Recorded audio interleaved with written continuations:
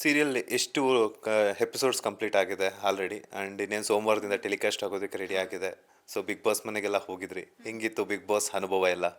Sir serial ಎಷ್ಟು episodes ಆಗಿದೆ idea ಇಲ್ಲ, ಯಾಕಂದರೆ ನಾವು ಶೂಟ್ಸ್ ಮಾಡಿದ್ದೀವಿ. ಅದನ್ನು ಎಷ್ಟು ಎಪಿಸೋಡ್ಸ್ ಮಾಡಿ, ಯಾಕಂದರೆ ನನ್ನದೇ ಡಿಫ್ರೆಂಟ್ ಇರುತ್ತೆ. ನಂದು ಹೀರೋದು ಕಾಂಬಿನೇಷನ್ ಸದ್ಯಕ್ಕೆ ಕಡಿಮೆ ಮಾಡಿದ್ದೀವಿ, ಯಾಕಂದರೆ ಸ್ಟಾರ್ಟಿಂಗ್ ಅಲ್ವಾ. ಸೊ ಅವ್ರದ್ದು ಎಷ್ಟು ಶೂಟ್ ಆಗಿದೆ, ನಮ್ಮದು ಎಷ್ಟಾಗಿದೆ ಅದು ಐಡಿಯಾ ಇಲ್ಲ ನನಗೆ. ಬಿಗ್ ಬಾಸ್ ಎಕ್ಸ್ಪೀರಿಯನ್ಸ್ ಹೇಳೋದಾದರೆ ತುಂಬಾ ಚೆನ್ನಾಗಿತ್ತು ಸರ್. ಅದು ಪ್ರತಿಯೊಂದು ಪರ್ಸನಲ್ಲೂ ಅದೊಂದು ಡ್ರೀಮ್. ಬಿಗ್ ಬಾಸ್ ಅನ್ನೋದು ಒಂದು ಕನಸು. ಇವಾಗ ಅಲ್ಲಿ ಏನಾದರೂ ಮಾಡ್ತಿರ್ತಾರಲ್ವ, ಈಗ ನಾವು ಬಿಗ್ ಬಾಸ್ ನೋಡೋಕೆ ಅನ್ಕೋತೀವಿ, ಅಲ್ಲಿ ನಾನು ಇದ್ದಿದ್ದರೆ ಹಿಂಗೆ ಮಾಡ್ತಿದ್ದೆ ಅನ್ನೋದೊಂದು ಫೀಲ್ ಎಲ್ರಿಗೂ ಬರುತ್ತೆ. ಸೊ ಆ ಥರ ಬಿಗ್ ಬಾಸ್ ಅನ್ನೋದೇ ಒಂದು ಕನಸಾಗಿತ್ತು. ಈ ಒಂದು ಸೀರಿಯಲ್ ಮುಖಾಂತರ ರಾಮ್ಜಿ ಸರ್ ಕೊಟ್ಟಿದ್ದ ಆಪರ್ಚುನಿಟಿಯಿಂದ ನಾನು ಬಿಗ್ ಬಾಸನ್ನು ನೋಡೋ ಹಾಗಾಯಿತು.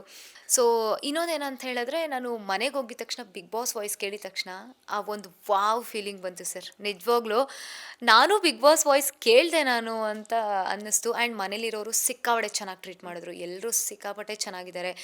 ಅದೇನು ಅವ್ರವ್ರ ಸಿಚುವೇಶನ್ಸಿಂದ ಅವ್ರವ್ರು ಹಂಗೆ ಕಾಣಿಸಿರಬಹುದು, ಬಟ್ ಎಲ್ಲರೂ ತುಂಬ ಸ್ವೀಟ್, ತುಂಬ ಚೆನ್ನಾಗಿ ನೋಡಿಕೊಂಡ್ರು. ಕಂಪ್ಲೀಟಾಗಿ ವಾವ್ ಎಕ್ಸ್ಪೀರಿಯನ್ಸ್. ಬಟ್ ನನ್ನದೇ ಸ್ವಲ್ಪ ಜಬರ್ದಸ್ತಿ ಇದೆ, ಯಾಕಂದರೆ ನಾನು ಝಾನ್ಸಿ ಆಗಿ ಹೋಗಿದ್ದೆ, ಮಧುಶ್ರೀಯಾಗಿ ಹೋಗಿರಲಿಲ್ಲ. ಸೊ ಝಾನ್ಸಿ ಹೇಗಿರ್ತಾಳೋ ಅದರ ಒಂದು ಝಲಕ್ ಕೊಡಬೇಕಿತ್ತು. ಸೊ ಹಾಗಾಗಿ ಆ ಥರ ಇದ್ದಿದ್ದು ಅಷ್ಟೇ. ಅಲ್ಲಿ ಭವ್ಯ ಅವ್ರಿಗಾಗಿರ್ಬೋದು, ಇನ್ನೊಂದಷ್ಟು ಜನ ಟಾಪ್ 6 ಅಲ್ಲಿರುವಂಥ ಕಂಟೆಸ್ಟೆಂಟ್ಸ್ಗೆಲ್ಲ ಏನೋ ಕ್ವಶನ್ಸ್ ಅದು ಇದೆಲ್ಲ ಕೇಳಿ ಬಂದಿದ್ದಾರೆ. ಬಿಕಾಸ್ ಈಗಾಗಲೇ ಪ್ರೋಮೋದಲ್ಲೂ ಸಹ ವೈರಲ್ ಆಗ್ತಾ ಇದೆ. ಸೊ ಹೆಂಗಿತ್ತು ಬಿಗ್ ಬಾಸ್ ಮನೆಯಲ್ಲಿ ಹೋಗ್ಬಿಟ್ಟು ಆ್ಯಸ್ ಎ ಕಂಟೆಸ್ಟೆಂಟ್ ಆಗಿ, ಪ್ಲಸ್ ನಿಮ್ಮ ಸೀರಿಯಲ್ನ ಪ್ರಮೋಷನ್ ಮಾಡ್ಕೊಳ್ಳೋದಕ್ಕೆ ಆ್ಯಸ್ ಎ ಪಾತ್ರಧಾರಿಯಾಗಿ ಹೋಗಿದ್ದು?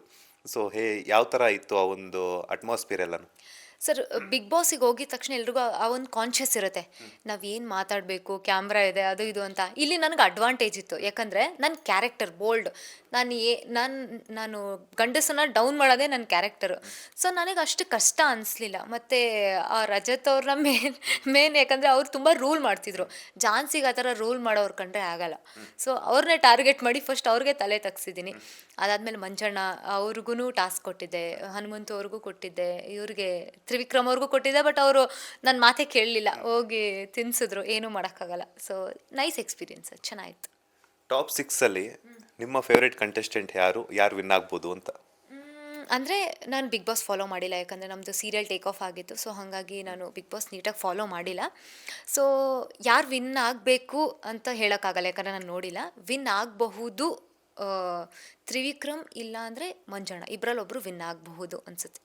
ಲೇಟೆಸ್ಟ್ ಹಾಗೂ ಇಂಟ್ರೆಸ್ಟಿಂಗ್ ಸುದ್ದಿಗಳಿಗಾಗಿ ಬಾಸ್ ಟಿವಿ ಕನ್ನಡ ಚಾನೆಲ್ನ ಸಬ್ಸ್ಕ್ರೈಬ್ ಮಾಡಿ. ಹಾಗೆಯೇ ಬೆಲ್ ಐಕಾನ್ ಪ್ರೆಸ್ ಮಾಡಿ. ಇದರ ಜೊತೆಗೆ ಫೇಸ್ಬುಕ್, ಇನ್ಸ್ಟಾಗ್ರಾಮ್, ಎಕ್ಸ್ನಲ್ಲೂ ಮಿಸ್ ಮಾಡದೆ ಫಾಲೋ ಮಾಡಿ.